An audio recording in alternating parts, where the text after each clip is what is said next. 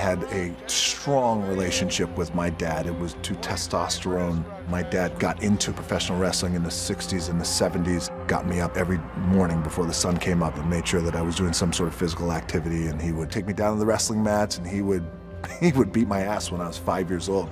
As much as I hated that back then, I can really appreciate that because therein lies a lot of my drive. When I got into Hollywood, it was 2000, 2001. There was no one who I felt, oh, that's me, that could be me.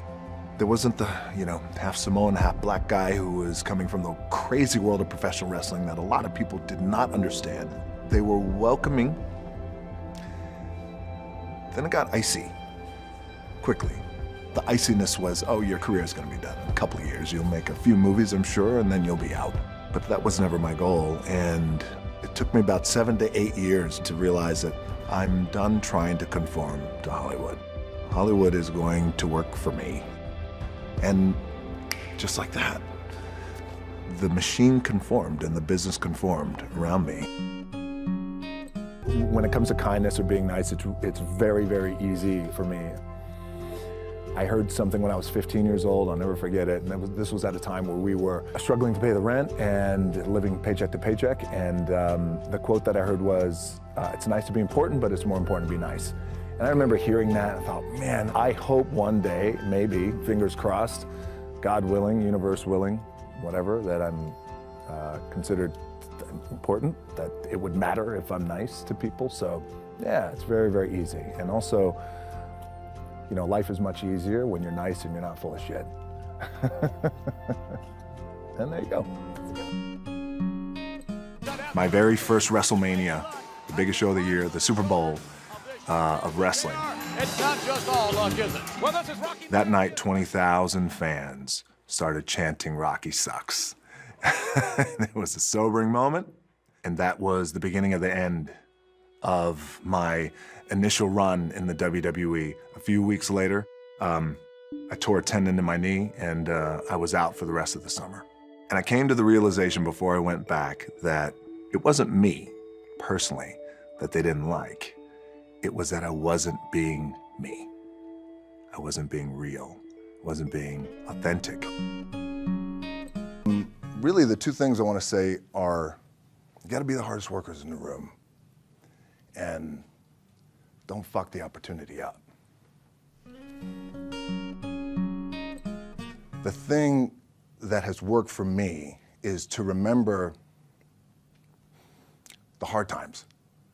So, and I'm sure you guys all have your processes, and again, I'm going to tell you what's worked for me. So before a big movie comes out, before, back in the days when I was wrestling with WWE, a WrestleMania match, anything big that would happen, I would always take a moment and I'd just remind myself, all right, I was evicted when I was 14.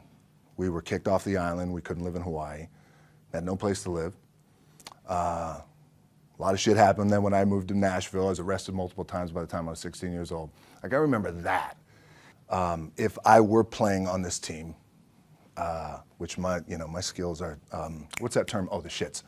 So I would never play. But before I lace up, before I get on the court, before I play in these big games, before I go to the Staples Center, where history is there, those are historic walls there at the Staples Center. I would remember that, and it allows me then to be present in the moment and understand, holy shit, the stuff I have around me right now, this is the shit that I dreamed of when I was a kid. I am here. I played for University of Miami, played for great teams. Warren Sapp, Ray Lewis, they were my teammates. They were balling. Warren Sapp was playing tight end that time. I was starting defensive tackle. Yeah. They moved him over to D-line. And he looked at me, he's like, yo, dude, I'm gonna take your spot. I said, you ain't taking my fucking spot. He said, I'm gonna take your spot. I said, no, you ain't. We battled, and he took my spot. Now you can imagine how that fucked with me, because there goes my opportunity. He went in, switched to defensive tackle, lit the world on fire. Well, what that did, it crushed me, it crushed my dreams. I had a piss poor senior year, zero production, no NFL, no combine invite, nothing. Finally went to the CFL, Calgary Stampeders, making $250 a week Canadian. Now I had to send that shit home to my to my wife at that time. Had no money. So I remember that. When I got cut from Canada, I had $7 in my pocket. And I always tell that story. So now my production company is $7, advertising agency is $7, everything is $7. So I always remember that. What helps me is to keep the hard times in the front of my mind, because it allows me to go into these big moments that I've worked my ass off, and you guys have worked your ass off. It allows me to go into these big moments with a different perspective. Keep my back, excuse my language, my back is up against this motherfucker. Every day, it's against this fucking wall. Excuse my language, ladies in the room. But it's up against this motherfucker because it's what I believe in. And when my back is against this motherfucker, then there's nowhere to go. But that way. That's it. So every day, my back is up against this motherfucker. And this is how I operate. Now, doesn't mean you don't smile. Doesn't mean you don't laugh and joke, right? You're happy. I'm a happy guy. But when it comes to business and when it comes to executing, it's up against this. And I got to go that way. And I don't give a fuck who is in front of me. They're not going to stop me. What this also helps me do, and again, it works for me, is at some point, you got to be fucking tired of not being number one. You have to be, and you got to fucking play angry. And I play angry. Now, I'm cool and calm with my approach.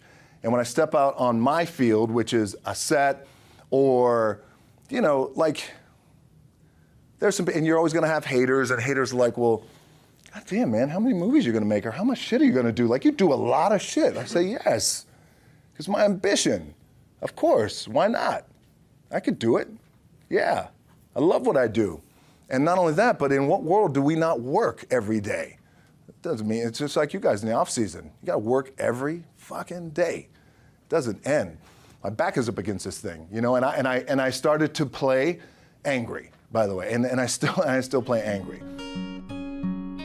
Realized if I had to be great at something, I wanted to be great in this world of Hollywood and movie making and producing and entertainment, I had to commit, and like you guys have to commit. Obviously, you commit to something, commit to the goal.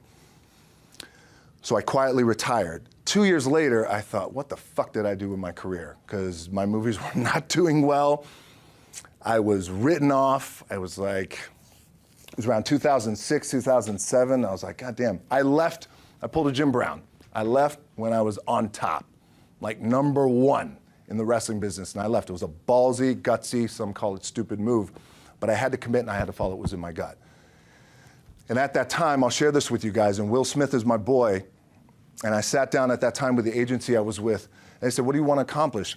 I said, I want to accomplish the world. I want the world, and I want Will Smith's career, and I said, and I mean this respectfully because I know he's here at this agency with us, I want to do it bigger and better.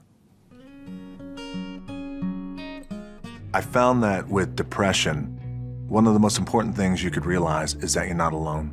You're not the first to go through it. You're not gonna be the last to go through it. And oftentimes it happens. You feel like you're alone, and you feel like it's only you, and you're in your bubble, and I wish I had someone at that time who could just pull me aside and, hey, it's gonna be okay. It'll be okay. So I wish I knew that. Just gotta remember, hold on to that fundamental quality of faith. Have faith that on the other side of your pain is something good. The best advice my mom would always give is go for broke. She would always use that term. Leave nothing on the field, leave nothing in the ring, leave nothing on the screen, just go for it, everything you got. She's a cancer survivor, so before that she used to use that term. But then after she survived stage 3B lung cancer and put up this incredible fight, and fortunately she's here today as an example of always fighting, that term means so much more. My dad was tough. I had a tough dad. I still do have a tough dad. Up when he was up, early in the morning, training, doing some sort of activity. And he would always say, respect is given when it's earned. So go out and earn it. I grabbed the microphone. Fans were already booing. They started chanting, "Rocky sucks." In arenas across the country, I heard chants of Rocky sucks. I said, I may be a lot of things, Well, Rocky might be is a lot of things, but sucks isn't one of them. but sucks isn't one of them. In that moment, The Rock was born. And about a month later, I was the hottest heel in the company. And things were on fire. And the greatest lesson about that is be you. Be yourself. Whether it's in entertainment, whether it's out in public, whether you're a celebrity or not, whatever. And the most powerful thing you can be is yourself.